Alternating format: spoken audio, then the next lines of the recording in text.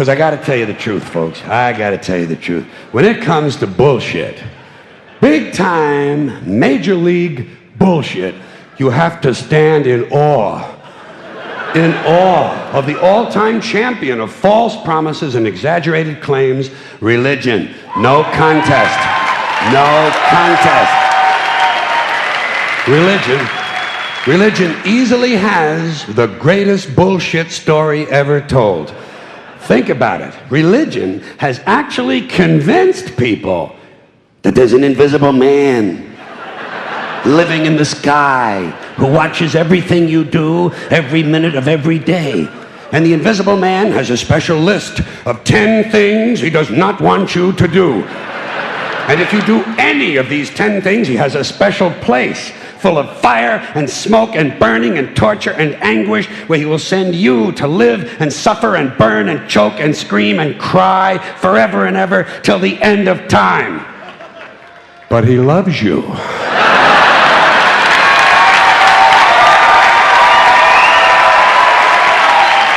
He loves you. He loves you and he needs money. He always needs money. He's all powerful, all perfect, all knowing, and all wise. Somehow, just can't handle money. Religion takes in billions of dollars. They pay no taxes, and they always need a little more. Now, you talk about a good bullshit story. Holy shit.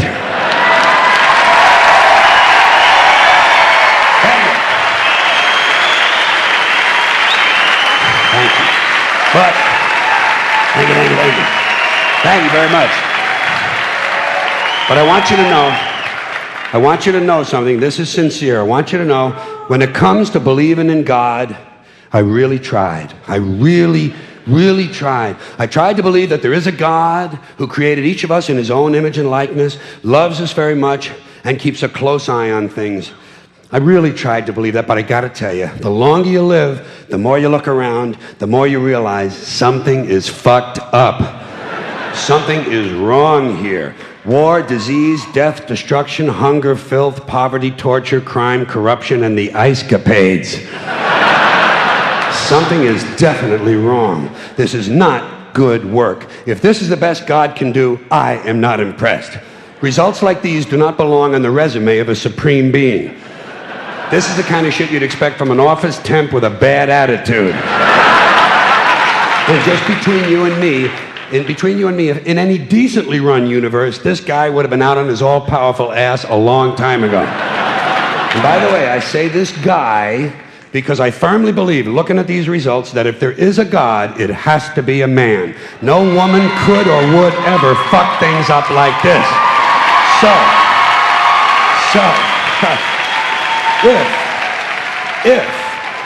If there is a God, if there is, I think most reasonable people might agree that he's at least incompetent and maybe, just maybe, doesn't give a shit. Doesn't give a shit, which I admire in a person and which would explain a lot of these bad results.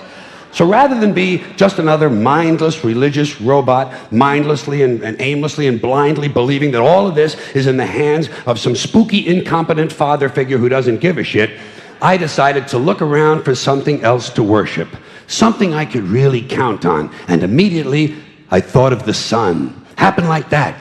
Overnight, I became a sun worshiper. Well, not overnight. You can't see the sun at night. But first thing the next morning, I became a sun worshiper. Several reasons. First of all, I can see the sun, okay? Yeah. Unlike some other gods I could mention, I can actually see the sun. I'm big on that. If I can see something, I don't know, kind of helps the credibility along, you know? So every day I can see the sun as it gives me everything I need: heat, light, food, flowers in the park, reflections on the lake, an occasional skin cancer, but hey, at least there are no crucifixions, and we're not setting people on fire simply because they don't agree with us. Sun worship is fairly simple. There's no mystery, no miracles, no pageantry, no one asks for money, there are no songs to learn, and we don't have a special building where we all gather once a week to compare clothing.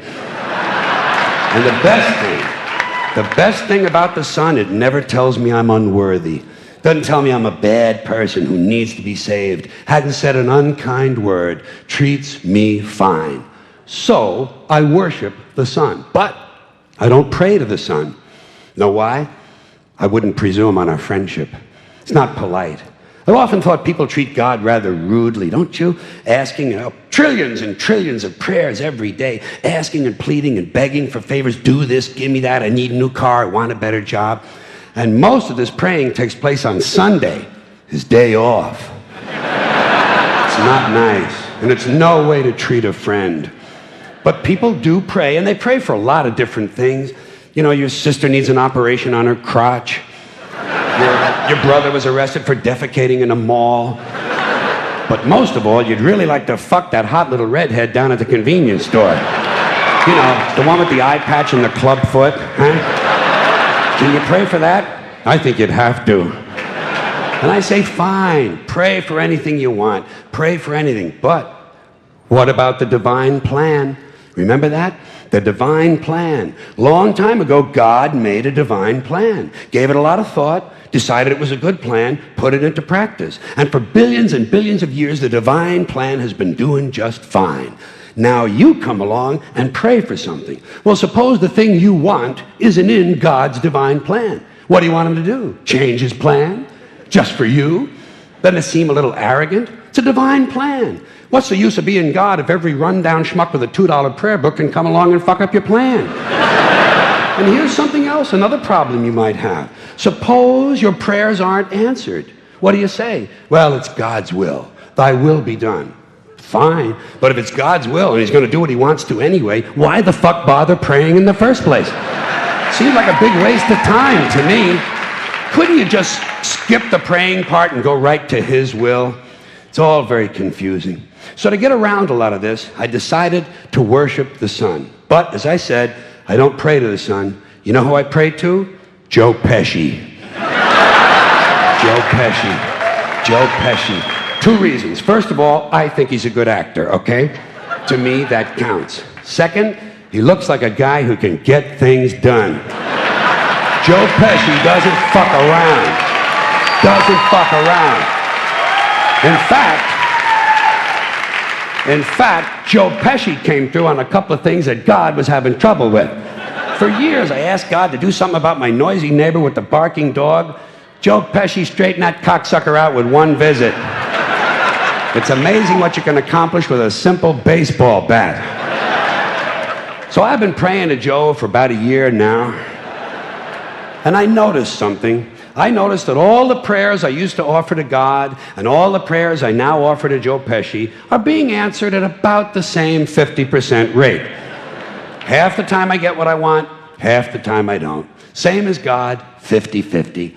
Same as the four-leaf clover and the horseshoe, the wishing well and the rabbit's foot. Same as the mojo man. Same as the voodoo lady who tells you your fortune by squeezing the goat's testicles. It's all the same, 50-50. So just pick your superstition, sit back, make a wish, and enjoy yourself. And for those of you who look to the Bible for moral lessons and literary qualities, I might suggest a couple of other stories for you. You might want to look at The Three Little Pigs. That's a good one. Has a nice, happy ending. I'm sure you'll like that. Then there's Little Red Riding Hood, although it does have that X-rated part where the big bad wolf actually eats the grandmother, which I didn't care for, by the way. And finally, I've often always drawn a great deal of moral comfort from Humpty Dumpty. The part I like the best, all the king's horses and all the king's men couldn't put Humpty Dumpty back together again. That's because there is no Humpty Dumpty and there is no God. None, not one, no God, never was. In fact, I'm gonna put it this way. If there is a God, may he strike this audience dead. See, nothing happened. Nothing happened. Everybody's okay. All right? Tell you what. I'll raise the stakes. I'll raise the stakes a little bit. If there is a God, may he strike me dead. See? Nothing happened. Oh, wait. Got a little cramp in my leg. And my balls hurt. Plus, I'm blind. Oh, now I'm okay again. Must have been Joe Pesci, huh? God bless Joe Pesci. Thank you all very much. Joe bless you. Thank you very much. I appreciate it.